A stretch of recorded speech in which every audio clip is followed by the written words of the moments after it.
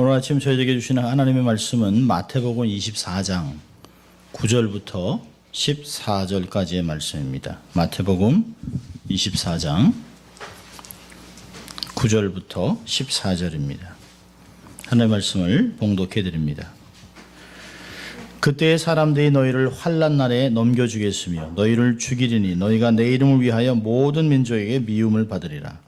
그때 많은 사람이 시험에 빠져 서로 잡아주고 서로 미워하겠으며 거짓 선지자가 많이 일어나 많은 사람을 미혹하게 하겠으며 불법이 성함으로 많은 사람의 사랑이 식어지리라. 그러나 끝까지 견디는 자는 구원을 얻으리라. 이 천국 복음이 모든 민족에게 증거되기 위하여 온 세상에 전파되리니 그제야 끝이 오리라. 아멘. 하나님의 말씀이었습니다. 좋은 아침입니다. Good morning. 오늘도 한번 한번 해볼까요? 양손을 좀 가슴에 대고 우리가 두 번 외칩니다. 난 하나님의 크신 사랑을 받은 사람이다. 특별한 사랑을 받은 사람. 같이 하겠습니다. 나는 하나님의 특별한 사랑을 받은 사람이다. 나는 하나님의 특별한 사랑을 받은 사람입니다. 아멘. 믿습니까, 여러분? 또 한번 외쳐볼까요? 하나님을 기쁘시게, 사람을 행복하게. 그렇습니다. 우리가 늘 이렇게 살아갈 수 있기를 바랍니다. 오늘은 종료주일입니다. 어쩌면 이게 참 절기를 우리가 지날 때마다 벌써 이렇게 세월이 이렇게 지나가나 하는 생각도 하고요. 우리가 주일을 지내고 안식일을 기억하고 또 이렇게 절기를 기억하는 것은 늘 주님이 우리에게 행하셨던 하나님의 은혜를 기억하고 되새기고 우리는 늘 잊어먹는 사람이기 때문에 늘 은혜를 쉽게 까먹는 사람입니다. 그래서 그것이 절기 때마다 기억하기 위해서 우리가 그것을 기억하고 또 우리가 또 마음에 새기는 것이죠. 종료주일은 예수님께서 돌아가시기 닷새 전입니다. 그러니까 이제 금요일이 성금요일이 되는 것이죠. 예루살렘 성을 향한 승리의 입성이기도 하지요. 오늘은 특별히 마태복음 21장에 예수님이 그 예루살렘 성에 입성하는 것이 아닌 입성한 후에 주님이 성전을 청소하시고 정결케 하시고 그 다음에 감람산에서 말씀을 가르치는 감람산 강화 내용 중에 마지막 종말에 대한 이야기를 좀 택했습니다. 종료주일 아침 베다니에서 예루살렘 올라가는 길에는 군중들이 꽉 차 있었습니다. 이날 예수님은 예루살렘 성으로 들어오셨죠.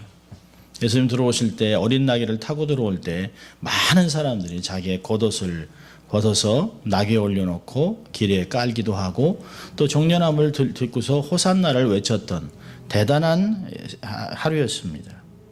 왕의 대관식 행렬이나 대통령 취임 행실보다는 좀 견뎌볼 때 아주 초라하고 보잘것없지만 이 세상에서 무엇보다 더 큰 의의를 가진 행렬이었습니다. 예수님이 이때 처음으로 메시아로 왕으로 그 예루살렘 성에 입성하는 모습이었습니다. 공적으로 시인하고 사람들이 이야기하는 축하를 다 받으셨습니다. 열렬한 환성을 올리며 사람들은 나뭇가지를 꺾어서 길에 깔고 예수님이 들어오시기를 기다리고 있었습니다. 동양적인 뜨거운 마음으로 열정적으로 호산나를 외쳤습니다.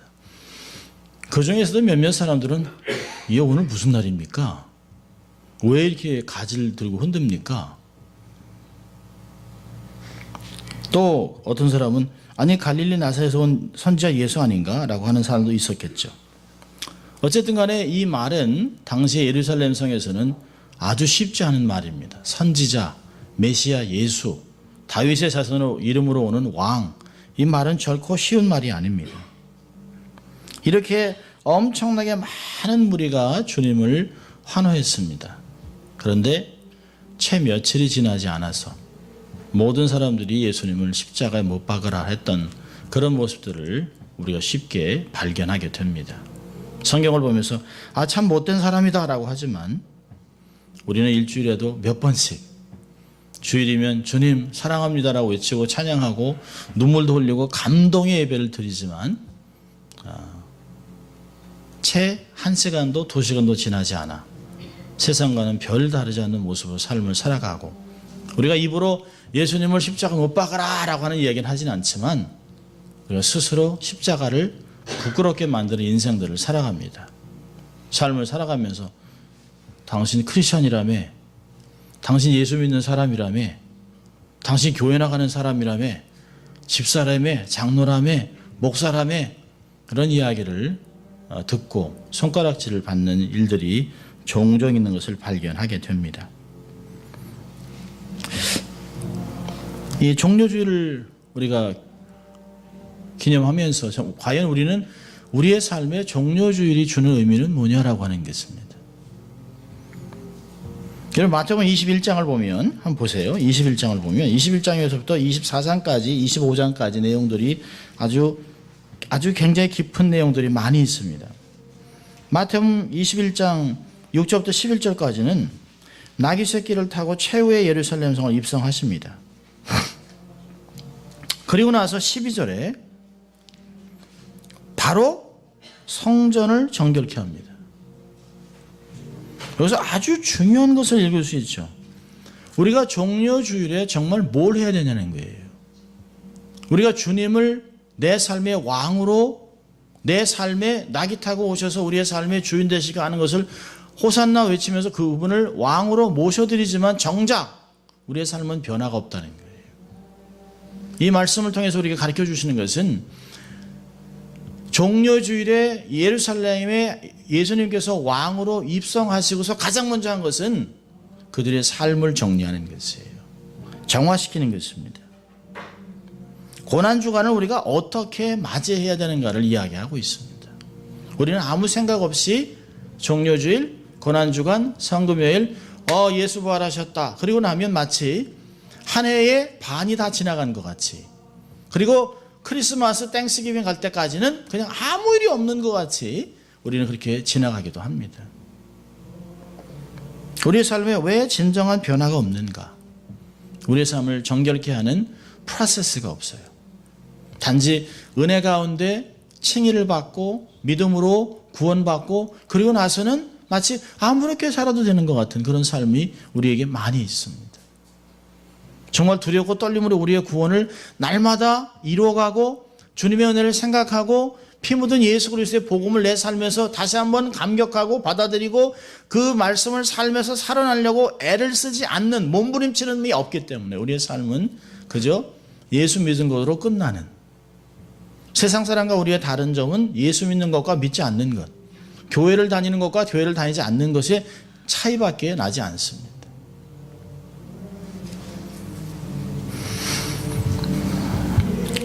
정말 예수님께 성경에서는 단지 성전 건물만의 정화가 아니라 우리의 정말 성전된 우리의 몸이 성전, 성령이 거하는 전인술 너희가 알지 못하느냐, 너희 몸으로 하나님께 영광을 돌리라라고는 사도 바울의 말씀을 보면서 정말 우리의 삶, 교회 청소뿐만 아니라 우리의 내면의 삶, 정말 성령님이 내 삶에서 우리의 몸을 성전화하고 있는 그 상황에서 우리의 삶에 정말 정결함을 유지해야 됨이 필요하다는 것이죠. 이러한 깨끗한 정화 과정은 예수님의 입성과 더불어 이루어지고 있다는 것을 이야기하고 있습니다. 예수님이 우리의 삶의 왕으로 들어오셨기 때문에 우리는 지속적으로 우리의 삶을 정결케 하는 과정을 지나가야 된다는 것이죠. 그것이 성경에 얘기하는 성화 과정입니다. 우리가 하나님을 만날 때까지, 얼굴과 얼굴로 만나는 그 순간까지 우리는 끊임없이 정결하게 거룩하게 세상과는 다르게 삶을 살아가기 위해서 몸부림쳐야 하는 것이죠. 제자들이 들고 사람들이 무리가 막 들고 흔들었던 이 종려가지는 승리의 상징입니다. 예루살렘이나 벳바게나 이런 여리고 등지에서 많이 나는 식물이에요. 그러니까 존경과 기쁨을 상징하기도 하죠. 이 종려나무 가지는 결국에는 마지막에 장차 구원받을 자들이 어린 양께 드릴 것이라고 계시록 7장 9절은 얘기합니다. 호산나 호산나 구원하소서라고 하는 것은 마치 우리말로 하면 만세라고 하는 것이에요. 만세. 얼마나 감격적입니까? 우리가 기다렸던 메시아, 우리의 왕, 그분이 오셨다 외쳤던 그들의 말은 몇 시간 지나지 않아서, 하루도 지나지 않아서 그냥 빈말로 그냥 끝나버렸습니다. 예수님의 행진은 로마 제국의 풍습을 따른 개선 행진이 아닙니다. 아주 온유하지만 겸손하게 나귀를 타고 오신. 왜 예수님이 나귀를 타고 오셨을까요? 좀 말을 타고 오시면 얼마나 멋졌겠습니까? 예, 예수님이 했던 모든 행동은 다 구약을 성취하는 모습입니다. 자, 여러분 스가랴서 한번 볼까요? 스가랴서 구약으로 가면 마태복음 바로 전에 말라기 그 다음에 스가랴인데요. 9장 9절을 보세요. 스가랴 9장 9절.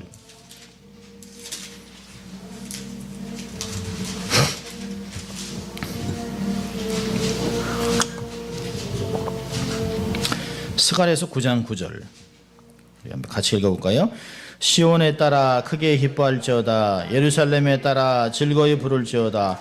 보라, 내 왕이 내게 임하리니 그인 공의로우시며 구원을 베풀며 겸손하여서 나귀를 타나니 나귀의 작은 것 곧 나귀 새끼니라. 예. 주님의 행하셨던 모든 삶은 구약에서 예언된 말씀을 온전히 성취하는 것입니다. 예수님의 삶은 이렇게 갑자기 나타난 모습들이 없어요. 다 구약에 있는 말씀들을 그대로 다 성취하고 있는 모습입니다. 말을 타지 않았어요. 개선장군같이, 장군같이, 권세자같이, 그 나라의 왕같이 허세를 부리고 그 군대와 함께 걸어오지 않으셨어요.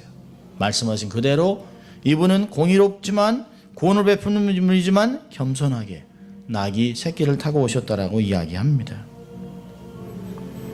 다윗의 자손이요라는 환호 속에는 예수님의 계보에 대한 인정뿐 아니라 그분이 메시아이기를 희망하는 기대가 담겨 있습니다. 예수님은 사실은 유대 지역보다는 예루살렘에 가끔 올라가셨습니다만 그분의 주된 사역지는 갈릴리, 본동네가 갈릴리 지역입니다. 당시에 많은 사람들이 소외된 지역들, 또 많은 사람들에게 좀 이렇게 주류에 있지 않는 사람들입니다. 변방에 있는 사람들을 위해서 주님이 사역들을 행하셨습니다. 6월절 기간이 되면 예루살렘은 보통 한 학자들마다 조금 다릅니다만 그 당시에 인구들이 3만에서 10만 명을 잡습니다.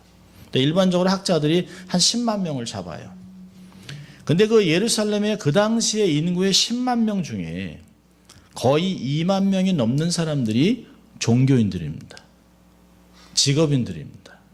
바리새인들입니다. 바리새인과 함께 서기관과 함께 많은 종교인들 또 그거에 직업 종교인들이 굉장히 많습니다. 근데 이런 사람들에게 여러분 그 마태복음 23장을 가보세요. 마태복음 23장을 보면 7가지 화 있을진저라고 하는 말을 볼 수가 있습니다. 화 있을진저. 13절에 보니까 화 있을진저 외식하는 서기관들이요. 15절에 화 있을진저 외식하는 서기관들과 바리새인들이요. 16절에 화 있을진저 소경된 인도자들이요. 계속 23절에 화 있을진저 외식하는 서기관과 바리새인들이요. 25절에 화 있을진저 외식하는 서기관들과 바리새인들이요. 27절에 화 있을진저 외식하는 서기관과 바리새인들이요. 29절에 화 있을진저 외식하는 서기관들과 바리새인들이요. 그이들에게 33절엔 독사의 새끼들이라고 얘기하고 있습니다. 뱀들아, 독사의 새끼들아. 종교적으로 탁월했던 도시, 그러나 종교적으로 타락의 극을 달리고 있었던 예루살렘.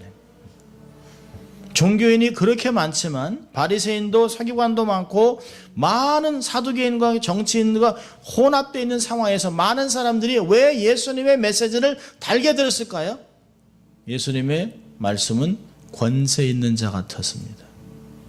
비록 젊은 배경도 없고 아주 어떤 면에서는 촌구석이든 촌부 같지만 예수님이 하신 말씀 마치 하나님이 직접 그의 입을 통해서 전해주는 그런 말씀이었다라고 이야기하고 있습니다. 말씀의 전문가들, 학박사들이 얘기하는데 사람들이 변하지 않습니다. 종교성으로 가득 차 있는 예루살렘은 하나도 변함이 없어요. 보통 6월절 기간이 되면 예루살렘은 50만 명에 육박하는 방문객으로 가득 찹니다. 상당수는 예루살렘 교회에서 숙소를 찾아야 되겠죠. 이런 종교적으로 모든 행사에 치중했던 사람들에게 예수님은 화 있을진저를 명하고 있습니다. 그리고 그들에게 성서를 정결케 하라고 이야기하고 있습니다. 그들의 삶이 변해될 것을 이야기하고 있습니다. 지도자들에게 외식하는 자들이라고 바리새인들과 서기관들, 감히 사람들이 그들 앞에서 얼굴도 못 들고 있는 그런 당시의 최고의 종교 권력자들에게, 전문가들에게 예수님은 화이칠전을 외치고 있습니다. 예수님의 심판이 24장으로 하면 성전으로 넘어갑니다. 성전으로 확장돼서 결국엔 70년에 성전이 무너질 것을 이야기하고 있습니다. 결국은 이 성전이 다 무너질 것이라고 이야기하고 있습니다. 24장 2절에 보니까 대답하여 가되 너희가 이 모든 것을 보지 못하느냐? 내가 진실로 너희에게 이르노니 돌 하나도 돌 위에 남지 않고 다 무너뜨리리라. 이스라엘 사람들이, 유대인들이 그렇게 자기들이 확신하고 있는 하나님, 눈으로 보는 하나님의 임재가 무너지리라는 상상을 못하고 있습니다.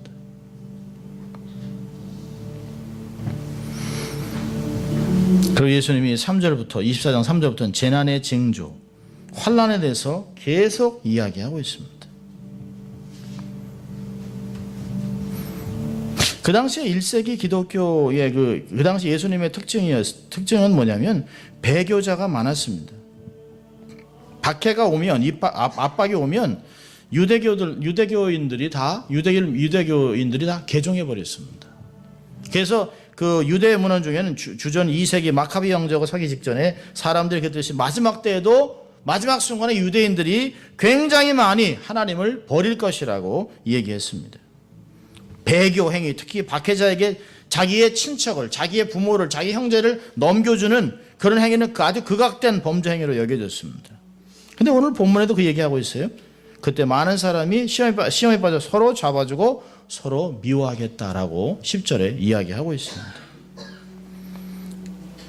예수님이 이렇게 말씀하실 때 듣는 청자들 유대인들은 박해와 배교에 관한 예수님의 경고를 즉시 알아들었을 것입니다. 하지만 천국 복음이 모든 민족에 전파되는 것에 대한 가르침은 당시 성행했던 유대교의 입장과는 아주 대립되고 있는 상황입니다. 묵시문학가들은 열방에 대한 박해만을 생각했지 마지막 때 대규모로 이방인들이 개종할 것이라고 하는 것은 기대하지 않았습니다. 14절에 온 세상에 전파되었다. 그런 것을 받아들이지 못했습니다. 텍사스주의 한 목사님이 오래전에 뉴멕시코주의 산타페로 가족여행을 떠난 적이 있다고 합니다. 그래서 그와 그의 아내는 모험을 즐길 생각으로 리오그란데라고 하는 급류를 탈 결심을 했어요. 그들이 정해진 장소로 가서 그곳에 안내원과 다른 용기 있는 여행객들을 만났습니다. 안내원이 주의사항에 은근히 겁이 났습니다. 만약에 물에 빠지거나 그런 말을 시작했습니다. 강에 떠 있게 될 때, 배가 뒤집어질 때 이렇게 하라고 얘기한 거겠죠. 그러니까 얼마나 긴장되겠어요. 아내가 어떡하지? 그래서 남편이, 목사님이 그 아내를 푹 찌르면서 저 사람은 만일이라는 말을 하지 않아. 만일 여러분이 빠지면 이렇게 얘기하지 않는다는 것이에요. 확신을 가지고 그렇게 되지 않을 것을 이야기합니다. 그럼 예수님께서 우리에게 오늘 말씀하신 것도 너희들이 만약에 거짓 선지자가 일어나거나 만약에 너희 가족 중에 믿음을 버리거나 만약에 너희들이 환난을 받거나라고 얘기하지 않습니다.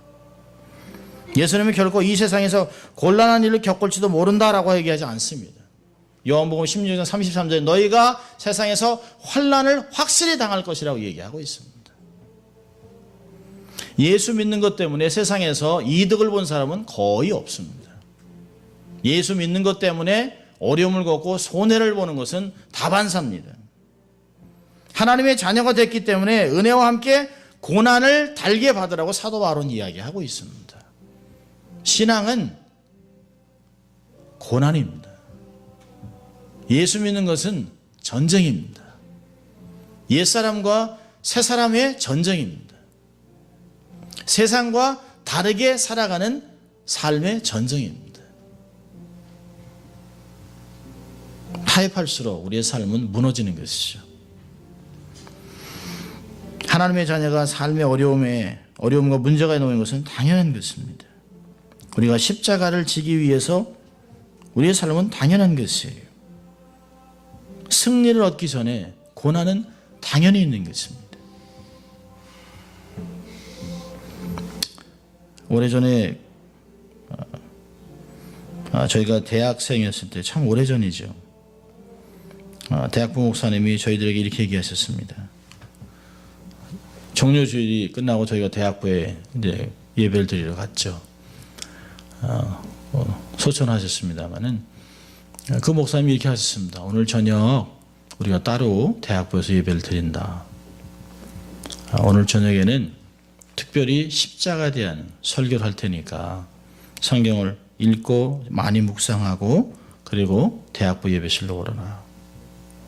그래서 저희들이 말씀 읽고 기도하면서 오늘 특별히 목사님이 무슨 설교를 특별한 걸 하시려고 하나 보다. 그래서 모든 사람이 한 사람도 안 빠지고 다 모였습니다. 아예 집에 안 가고 그냥 있었어요.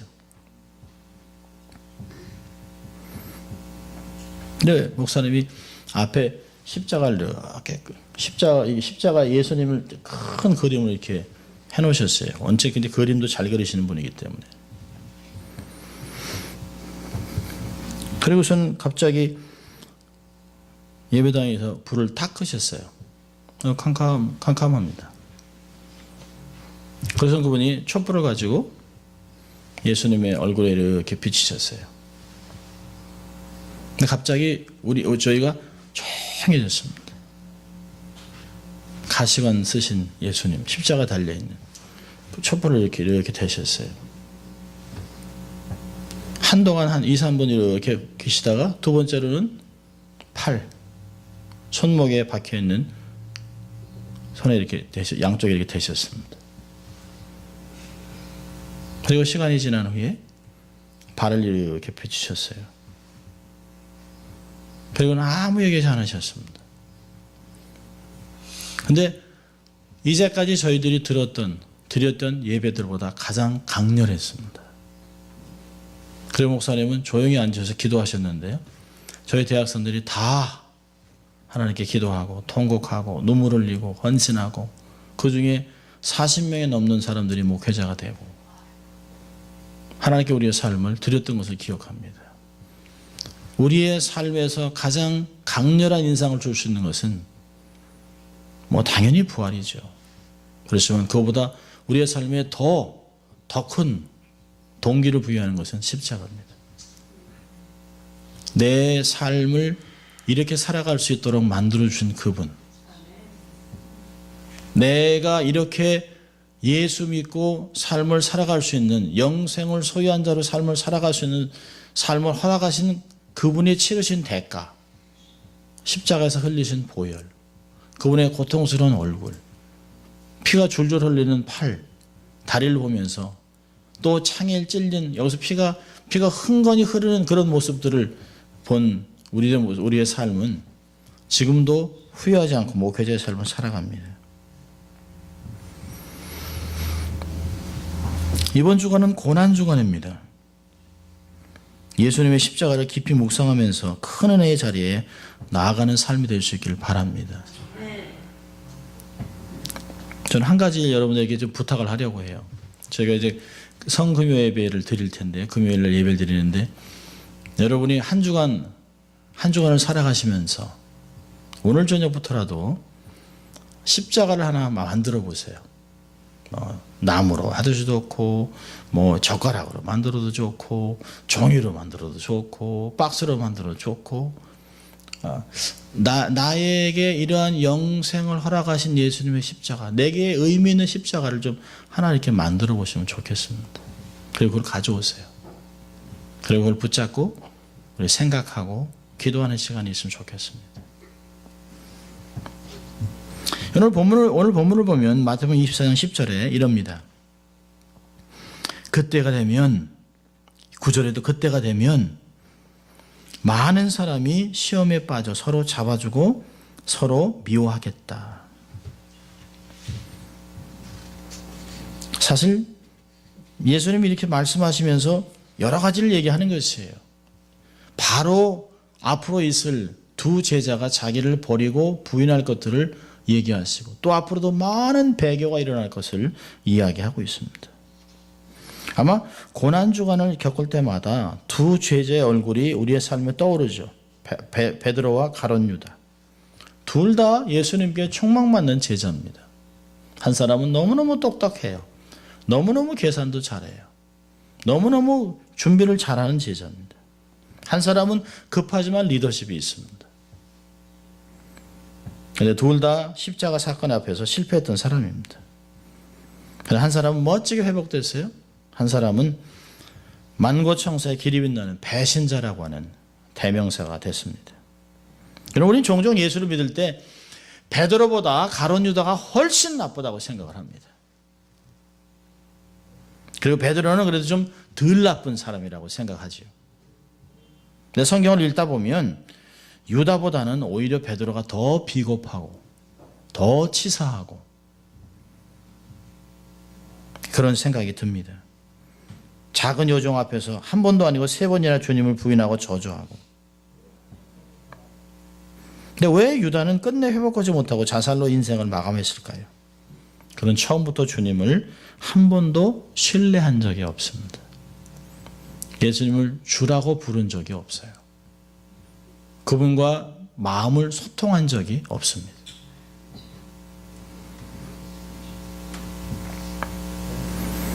우리는 신앙생활을 하면서도 얼마나 주님과 티격태격할 수도 있죠. 주님한테 원망할 수도 있죠. 주님 왜 이런 거 응답해 주지 않습니까? 주님 내가 예수 믿고 이렇게 헌신하는데 이런 거 해주셔야죠 라고 때를 쓸 수도 있습니다. 그러나 적어도 주님이 내 삶의 구주라고 하는, 내 삶의 인생의 주인이라고 하는, 내가 가장 사랑하는 자라고 하는, 내 삶의 모든 전부라고 하는 것을 우리가 고백하잖아요. 그런데 유다는 그런 게 없었습니다. 신앙생활을 하면서도 평생 편안하게 유다같이 적당한 거리를 두고 내가 편한 대로 신앙생활을 하고 있는 사람이 얼마나 많은지도 모릅니다.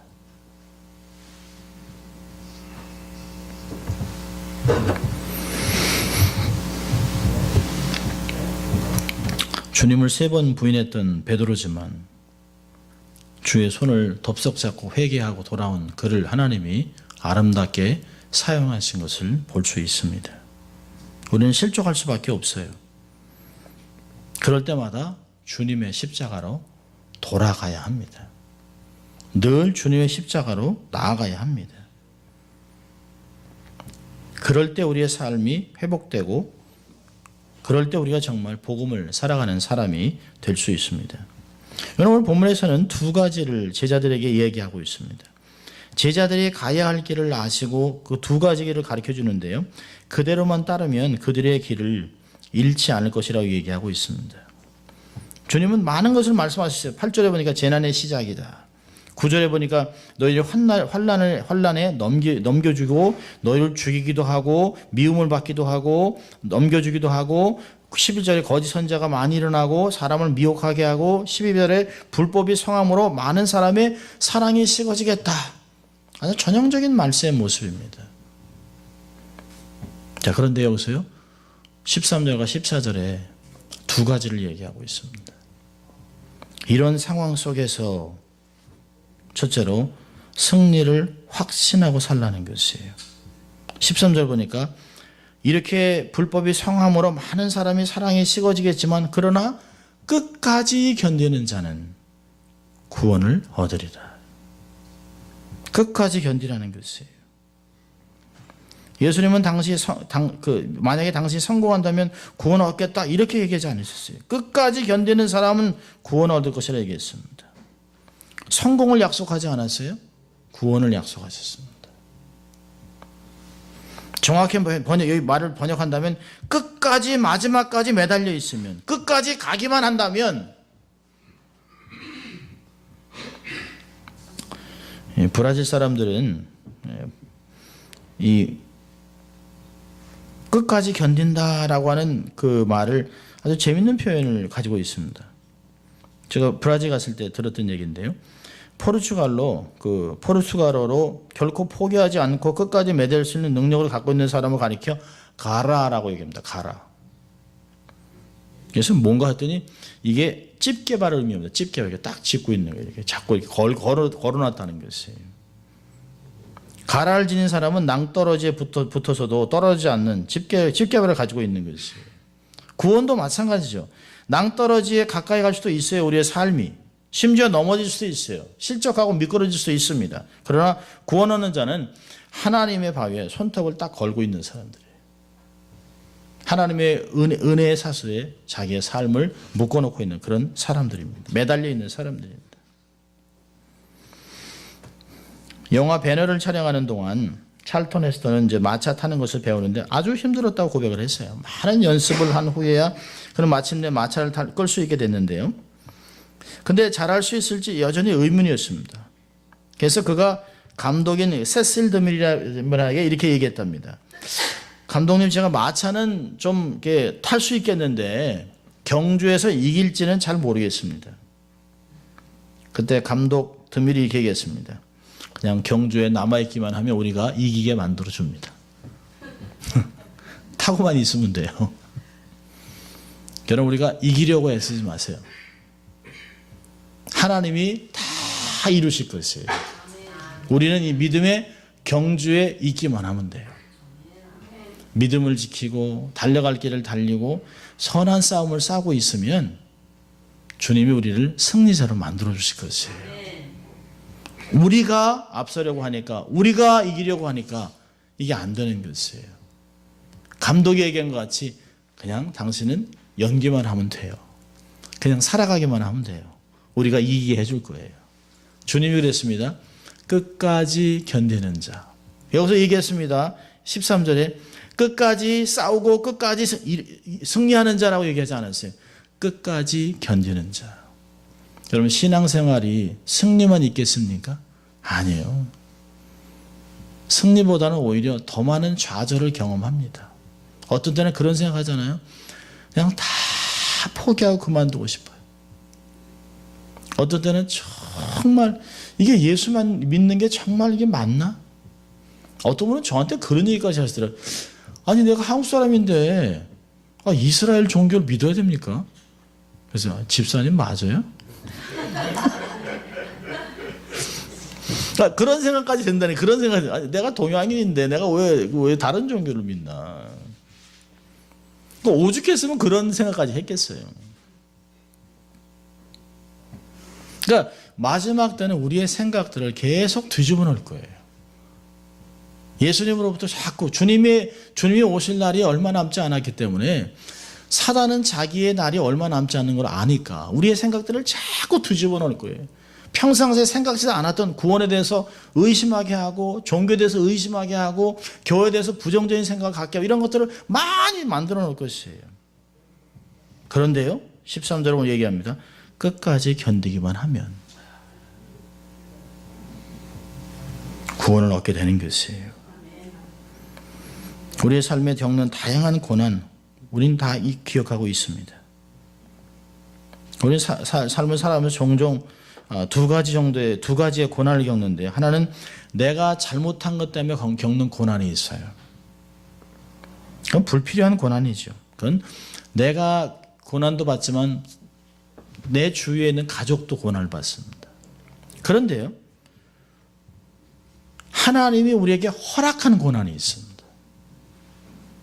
의를 위한 고난이 있어요. 거룩한 삶을 살아내기 위한 고난이 있습니다. 하나님 나라를 위한 고난이 있습니다. 정직하게 살려고 하니까, 의를 위해 살려고 하니까, 하나님을 대변하려고 하니까 겪는 고난이 있는데요, 그 필요한 고난은 내 삶에 유익이 됩니다. 내 삶에 성숙을 가져오고요, 주위에 있는 많은 사람들을 믿음으로 이끌어내는 그런 고난이 있을 수 있어요. 고난을 잘 견디십시오. 그러면 구원을 얻는 것이에요. 두 번째는요, 14절 보니까 예수님이 하실 성취에 대해서 완성의 확신을 주시는 것이에요. 이 천국 복음이 모든 민족에게 증거되기 위하여 온 세상에 전파되리니 그제야 끝이 오리라. 주님 말씀하시는 거죠. 여기서만 있는 것이 아니라는 거죠. 너희들만이 아니라는 것이에요. 복음은 너희들이 끝까지 견뎌서 구원을 받기도 하지만 그것이 열방으로 너희를 통해 전파되어야 된다라고 얘기하는 것이에요. 여러분, 예수를 우리만 믿어서는 안 돼요. 교회의 존재는 우리만이 아닙니다. 교회의 존재는 우리 외 밖에 있는 사람들을 위해 존재하는 것이에요. 모든 민족에게 증거되기 위해서 온 세상에 전파되어야 그제야 끝이 오는 것입니다. 결과가 있어요. 마지막에 끝이 있습니다. 오래전에 읽었던 이 글인데요. 펜실베니아주의 산중턱에 비행기가 추락해서 희생자를 낸 사고가 있었습니다. 근데 사고 현장 가까이는 교회 훈련 센터, 미추리 센터가 있었어요. 그리고 그 센터를 알리기 위해서 68피트짜리 그 첨탑을 세워놓고 철탑에 십자가가 있어 거기에 빨간 반짝반짝하는 게 있었습니다. 근데 AP통신이 전한 사고의 원인은 그 철제 십자가에 늘 불이 켜져 있었는데 그날따라 십자가의 전등불이 꺼져 있었다는 것이에요. 그 지역을 지나가는 사람들이 십자가 빨간 불을 보면서 이 교회가 있고 산등성이 있고 이렇게 높은 산이 있구나라는 것을 알았다는 것이에요. 그리고 방향강박을 틀었었는데요. 그 지역을 운영하는 항공기들이 십자가의 탑이 밝혀지는 불빛을 보고 그걸 지나가고 했는데 그날은 불이 꺼져 있었다는 것이에요. 완전히 방향감을 완전히 상실했답니다. 이게 주는 내용이 뭘까요? 불 꺼진 십자가, 피 없는 복음, 피 없는 십자가, 비극의 원인을 제공하는 것이에요. 십자군 전쟁도 그런 것 아닙니까? 의미 없는 십자가를 가지고 예루살렘을 탄원하겠다고 다시 한번 탈원하겠다고 하는 것으로 얼마나 많은 무슬림들과 유대인들을 죽였는지 몰라요. 예수님의 이름으로 십자가 이름으로 그들을 징계하고 죽였습니다. 왜 이슬람이 이렇게 기독교인들을 죽이려고 하는지 그의 핏값을 갚는 것이에요. 지금 도시마다 하늘을 찌를 듯 정말 솟아있는 저 십자가들, 한국에 비행기에서 내리면 빨간 십자가 있잖아요. 옛날 김포공항에서 내릴 때는 더 많았어요. 인천을 내릴 때는 잘 모르지만 김포공항에서 내릴 때는 십자가들이 빨간 꽃이 펴 있는 것 같았습니다. 그렇게 십자가의 종탑에 십자가가 걸려있는데도 불구하고 한국은 극도로 타락하고 있습니다.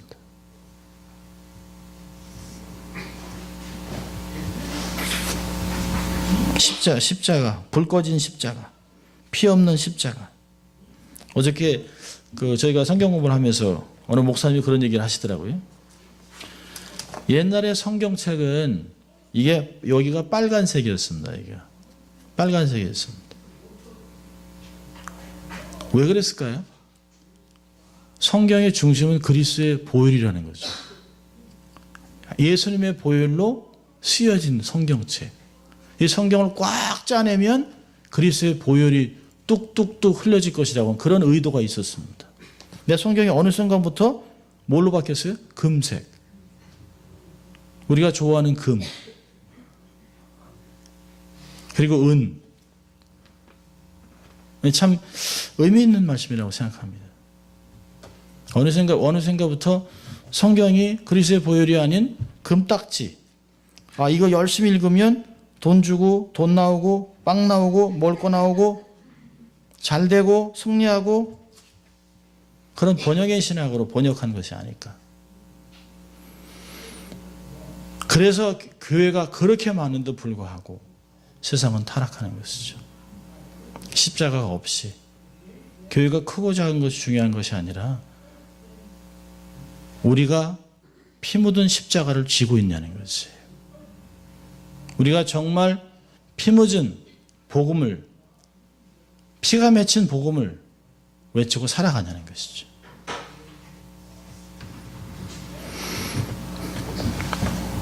십자가 원색이 바라고 장신욕으로 전락한다면 십자가 때문에 존재하는 교회는 설 자리를 잃어갈 것입니다. 유럽에 있는 교회들, 영국에 있는 교회, 런던에 있는 교회 1000개가 다 술집, 디스코장, 그 다음에 모슬렘 사원으로 바뀌었습니다. 간단하죠? 십자가만 딱 떼어냈답니다.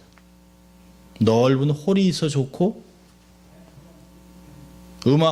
음향도 잘 되고 불만 달아놓으면 얼마든지 놀기 좋은 곳이라는 것이죠.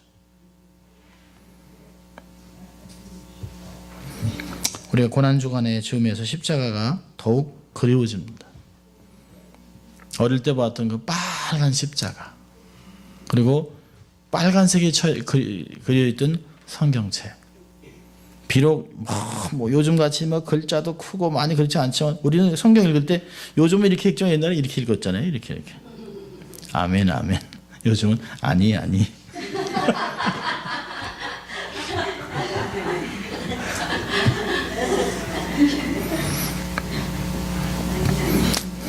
우리는 하나님 앞에 어떤 십자가인가? 불이 꺼진 십자가는 아닌지 점검해야 합니다. 불이 꺼지면 나만 죽는 게 아니에요. 내 주위에서 나를 바라보고 답을 찾기 원하는 그런 사람들이 길을 잃어버릴 수 있어요.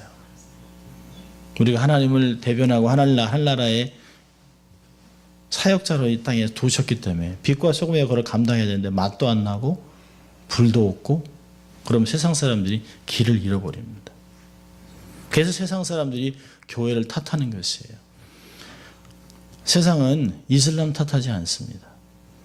세상은 절에다 대고 이렇게 얘기하지 않아요. 세상은 교회에다가 손가락질합니다. 왜 그럴까요? 당신들만은 그러면 안 되지 않습니까? 당신들이 하나님의 메시지를 갖고 있는데 교회가 나라를 살려야지. 그래서 우리들에게 이야기하는 것이에요. 수시로 우리 자신을 돌아보는 신앙생활이 있어서 매우 중요합니다. 고난주간 한 주간, 이제 다음 주가 되면 얼마나 들뜨겠어요. 부활주일. 와, 주님 부활하셨다. 얼마나 좋겠어요. 근데 그런 진정한 부활을 경험하려면 십자가에 고난이 있습니다.